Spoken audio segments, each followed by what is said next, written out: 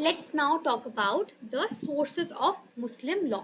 तो मुस्लिम लॉ के सोर्सेज भी उनके सेक्ट की तरह डिवाइडेड हैं सुन्नीज एंड शियाज के बीच में।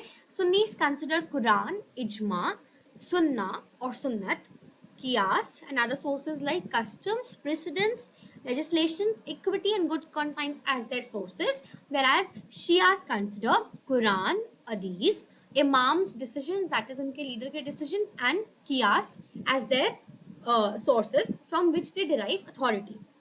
बात करते हैं कुरान की।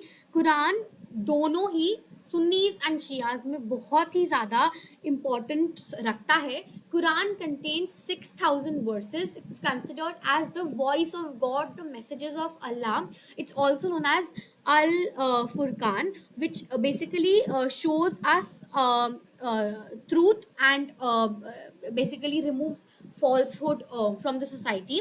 Now कुरान की बहुत ही पेक्यूलर चीज़ ये है, यूनिक चीज़ ये है कि कुरान जब प्रॉफिट मोहम्मद अलाइव थे तब कंप्लीट नहीं हुआ था। उनकी डेथ के 18 साल बाद जाके कुरान कंप्लीट हुआ था proper.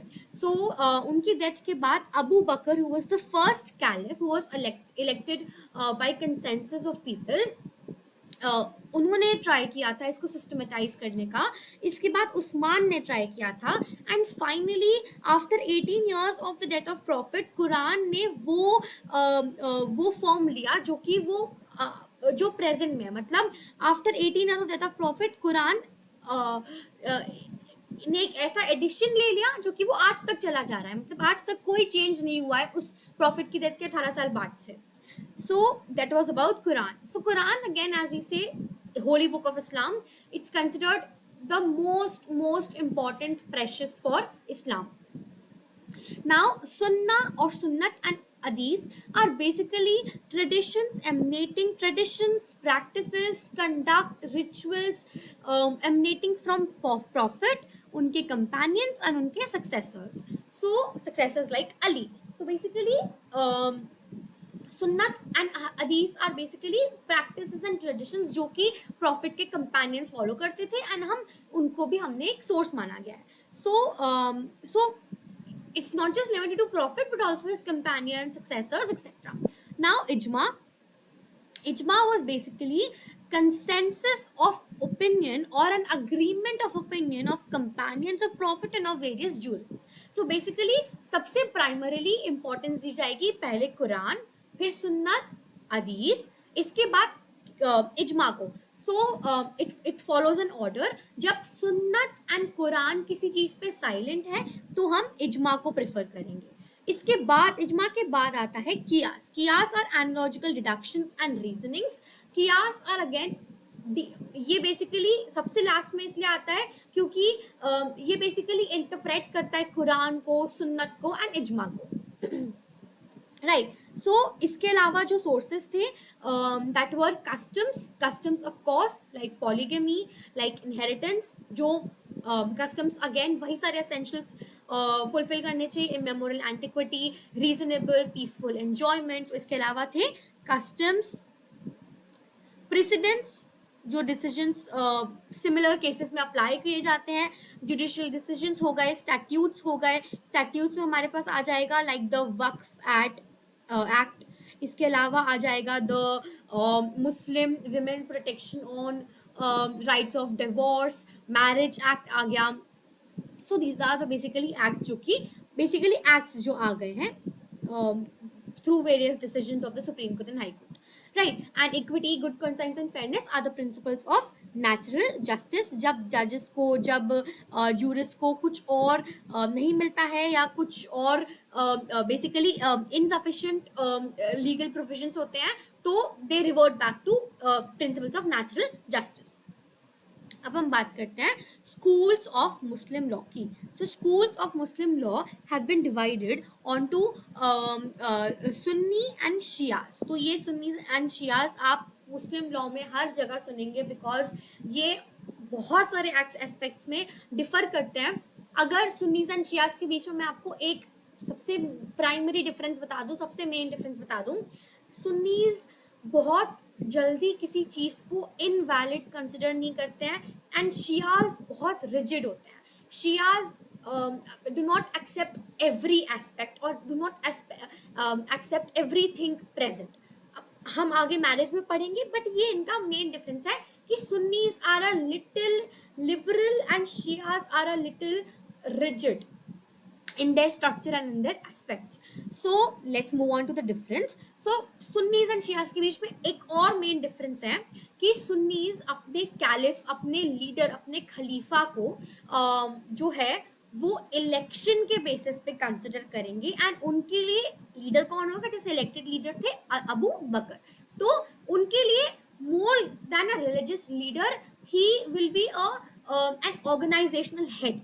And Shias consider the successors of prophet as their religious head. उनके लिए ये एकदम supreme religious chief माना जाएगा, like Ali who was the successor of prophet. सो ये दो मेन एस्पेक्ट्स है जहाँ पे सुन्नीज एंड शियाज का बहुत बड़ा डिफरेंस आता है. मैरिज की बात करें, सुन्नीज डू नॉट रिकॉग्नाइज मुटा मैरिज. मुटा marriage are the temporary marriages, whereas Shias do recognise मुटा मैरिजेस. सुन्नीज की मैरिज के समय 2 विटनेसेस असेंशियल होते हैं निकाह में. इसमें निकाह में असेंशियल नहीं होते, बट इसमें तलाक में असेंशियल होते हैं. सुन्नीज में तलाक में असेंशियल नहीं होते हैं. इसके बाद they validate foster marriages. Foster marriages हम पढ़ेंगे. Foster marriages are basically they are called as रुजू. Basically they are foster as in milk relationship, basically mother और समथिंग लाइक दैट. ऐसी मैरिजेस जो फॉस्टरेज से जुड़ी हुई हैं, ये सुन्नीज रिकॉग्नाइज करते हैं, whereas शियाज रिकॉग्नाइज नहीं करते हैं. इसके अलावा उनके लिए डावर के लिए मिनिमम है 10 दिरहम्स एंड मैक्सिमम लिमिट कुछ भी नहीं है, कितनी भी हो जा सकती है वो, नो अपर लिमिट. whereas इनके लिए मैक्सिमम लिमिट 500 दिरहम्स है, मिनिमम मेंशन नहीं किया गया है. इसके बाद अगर डावर निकाह के समय डिसाइड नहीं किया जाता है, then partly prompt and partly deferred होता है.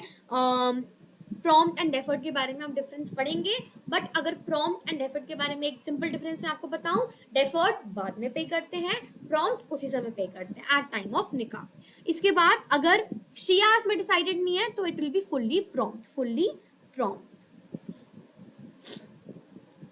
नाउ तलाक, इनका जो सुन्नीज में जो तलाक होता है, I just mention it Sunnis so that it's easy for understanding. अगर जो सुन्नीज में जो तलाक होता है, that can be an oral and writing, express और इम्प्लाइड वर्ड्स. अगर कोई इंसान इंटॉक्सिकेटेड है, थ्रेट कर रहा है, कोवर्जन कर रहा है किसी के साथ, तो भी वो तलाक माना जाएगा. whereas शियाज में ऐसा बिल्कुल भी नहीं है. शियाज में strictly oral words, express words होने चाहिए. इंटॉक्सिकेटेड, कोवर्जन, थ्रेट ऐसा कुछ भी एग्जिस्टेंस नहीं होना चाहिए. Now if we move on to guardianship में basically mother can be the guardian of a girl until she attains puberty and of a boy up to 7 years. and Shias में boy की guardian हो सकती है mother till 2 years and girl की हो सकती है till 7 years. नाउ मेंटेनेंस, जो लास्ट एस्पेक्ट है, मेंटेनेंस इक्वल ऑब्लिगेशन होता है to maintain father whether he is able to maintain himself और not. Equal obligation of all children irrespective of children's earning capacity. whereas Shias में ऐसा नहीं है. Shias में सबसे पहले तो ऑब्लिगेटरी नहीं है फादर को मेंटेन करना, अगर फादर के पास मीन्स है सफिशिएंट, और अगर चलो ठीक है नहीं है सफिशिएंट मीन्स, मेंटेन करना पड़ रहा है, तो शियाज में according to the means of the children, मतलब basically promotion of their earnings के बेसिस पे फादर को मेंटेनेंस दिया जाएगा. जो सबसे ज्यादा अर्न कर रहा है वो सबसे ज्यादा प्रपोर्शन में कंट्रीब्यूट करेगा अपने फादर के लिए maintenance. Now the last aspect of the difference is Sunnis के जो सब स्कूल्स होते हैं, these are Hanafi, Maliki, Shafi, Hanbali, Ijtihad and Wahabi. इसके अलावा द सब स्कूल्स और the sub sect of Shias are Zaidiya, Ismailiya and Ithna Ashari. इतना अंसारी काफ़ी ज़्यादा इम्पोर्टेंट शियाज का जो होता है सब स्कूल होता है. It's almost considered as the governing school of Shias. So these were the sub schools of Sunnis and Shias, and this was about the schools of Muslim law and the sources of Muslim law.